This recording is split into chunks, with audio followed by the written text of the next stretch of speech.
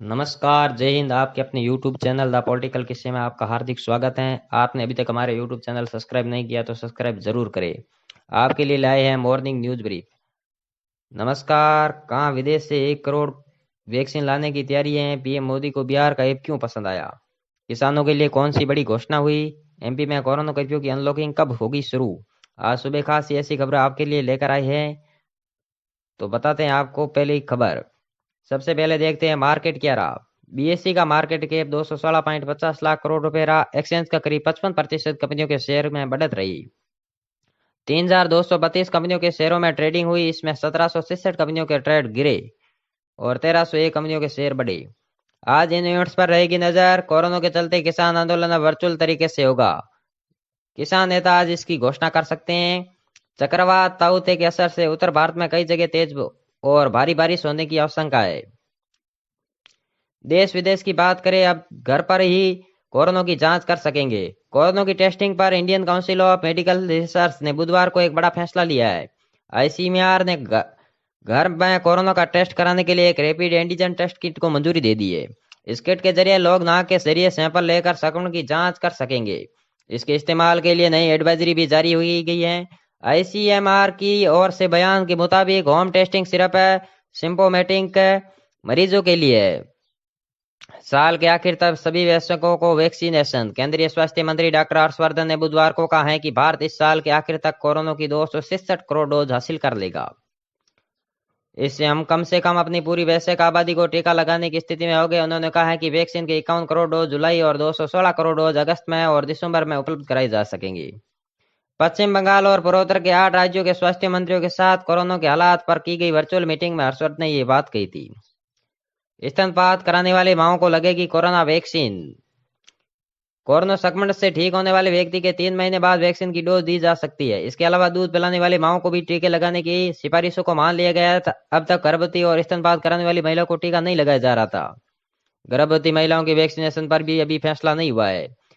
किसानों को डीएपी खाद 1,200 रुपए में मिलेगी। केंद्र सरकार बुधवार शाम को किसानों के लिए एक अच्छी खबर लेकर आई है। सरकार ने डीएपी के फर्टिलाइजर पर सब्सिडी 140% बढ़ा दी है। यानी अब किसानों को प्रति बोरी 500 रुपए की जगह 1,200 रुपए की सब्सिडी मिलेगी। इससे किसानों को 2,400 रुपए प्रति बोरी की जगह 1,200 रुपए प्रति कीमत चुकानी होगी। प्रधानमंत्री नरेंद्र मोदी की अध्यक्षता में बुधवार को हुई हाई लेवल मीटिंग में यह फैसला लिया गया। केंद्र सरकार इसके लिए सब्सिडी पर 14,775 करोड़ रुपए अतिरिक्त खर्च करेगी। इंग्लैंड दौरे पर टीम इंडिया ने मांगा सॉफ्ट क्वारंटाइन।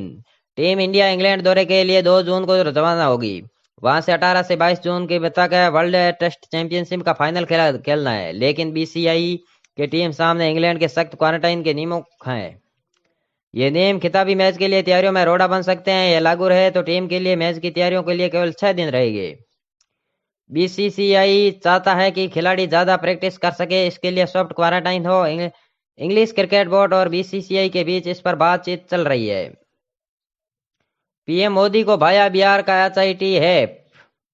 पीएम मोदी ने बिहार में होम आइसोलेशन के मरीजों को जानकारी बनाए गए होम आइसोलेशन ट्रैकिंग ऐप की तारीफ की है। मोदी ने पूरे देश में लागू करने की बात कही है। कोरोना की समीक्षा के दौरान पटना के डीएम डॉक्टर चंद्रशेखर ने ऐप के बारे में बताया। इस ऐप के जरिए कोरोना मरीजों के सेहत के अपडेट कर हर स्वास्थ्य विभाग को मिल जाता है। किस मरीज को होम आइसोलेशन में रहना है और किसे एडमिट करना है, ये ऐप अब तय हो जाएगा। मुंबई में वैक्सीन के लिए ग्लोबल टेंडर। मुंबई महानगर पालिका के ने वैक्सीनेशन की रफ्तार को तेज करने के लिए ग्लोबल टेंडर निकाला है। बीएमसी के कमिश्नर इकबाल चैल ने बुधवार को एक इंटरव्यू में बताया कि मुंबई देश का पहला ऐसा शहर है जो स्वतंत्र रूप से टीके का आयात करता जा रहा है। एमपी में 1 जून से लगेगा अनलॉक। मध्य प्रदेश में 31 मई के बाद लॉकडाउन से राहत मिलने की लगेगी। इसकी शुरुआत उज्जैन से हो सकती है। मुख्यमंत्री शिवराज सिंह चौहान ने इसके संकेत दिए हैं। बुधवार को उज्जैन पहुंचे मुख्यमंत्री के क्राइसिस मैनेजमेंट की बैठक में कहा 31 मई तक सख्त लॉकडाउन रहेगा। इसके बाद 1 जून से धीरे धीरे जिलों को खोला जाएगा। सीएम ने तीसरी लहर के लिए तैयार रहने के लिए भी कहा। उन्होंने बताया कि प्रदेश में ब्लैक फंगस के मरीजों का इलाज सरकार मुफ्त करवाएगी। राजस्थान में ब्लैक फंगस महामारी घोषित। राजस्थान सरकार ने ब्लैक फंगस को महामारी घोषित कर दिया है। यहाँ कोरोना से ठीक हुए लोगों को बीमारी तेजी से फैल रही है। इससे अब तक राज्य में 2 लोगों की मौत हो चुकी है। मुख्यमंत्री अशोक गहलोत ने एक दिन पहले राजस्थान की हेल्थ इंश्योरेंस चिरंजीवी योजना में शामिल किया था। इसके बाद अब यह कदम उठाया गया है। अब इस बीमारी की प्रभावी तरीके से मॉनिटरिंग हो सकेगी, साथ ही इलाज को लेकर गंभीरता बरती जा सकेंगी। कोरोना पर केजरीवाल के बयान पर सियासत। सिंगापुर में कोरोना के नए वेरिएंट से जुड़े दिल्ली के मुख्यमंत्री अरविंद केजरीवाल के दावे पर सियासत तेज हो गई है। दरअसल केजरीवाल ने कहा है कि सिंगापुर में मिला नया वेरिएंट बच्चों के लिए खतरनाक है। इस पर सिंगापुर सरकार ने केजरी के ट्वीट का जवाब दिया और कहा इस बात में कोई सच नहीं है कि सिंगापुर में कोविड का नया वेरिएंट मिला है। इसके बाद विदेश मंत्री जयशंकर ने कहा कोरोना के खिलाफ लड़ाई में सिंगापुर और भारत ठोस भागीदार रही है। लोगों को ठीक से पता होना चाहिए कि उनकी गैर जिम्मेदारी या टिप्पणी हमारी लंबी साझेदारी को नुकसान पहुंचा सकती है।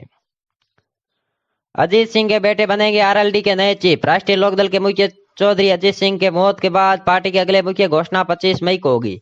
इसी दिन पार्टी के राष्ट्रीय कार्यकारिणी की बैठक मानी जा रही है।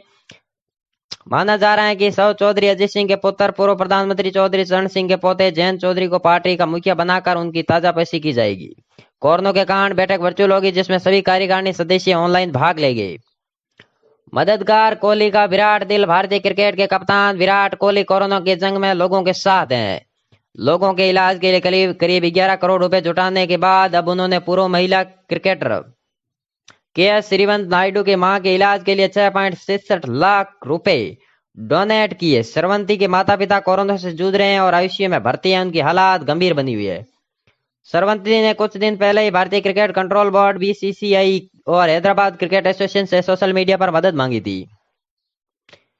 इजराइल फिलिस्तीन की जंग नहीं चाहता अमेरिका। इजराइल और फिलिस्तीन की जंग शुरू हुए 10 दिन हो चुके हैं। यूएन सिक्योरिटी काउंसिल में एक हफ्ते में 3 बार इजराइल के पक्ष में वीटो करने वाला अमेरिका भी अब इजराइल की जंग रोकने को नसीहत देने लगा है। अमेरिका राष्ट्रपति जो बाइडेन ने इजरायली प्रधानमंत्री बेंजामिन नेतन्याहू से फोन पर बातचीत की है। इसी दौरान उन्होंने नेतन्याहू से कहा है कि सीज फायर यानी संघर्ष विराम के लिए जल्द और पुख्ता कदम उठाए। अनलॉक होते ही गुलजार हुआ ब्रिटेन। ब्रिटेन में न्यू नॉर्मल की शुरुआत हो चुकी है। करीब 5 महीने बाद पूरा ब्रिटेन अनलॉक हो गया है। 6.76 करोड़ की आबादी वाला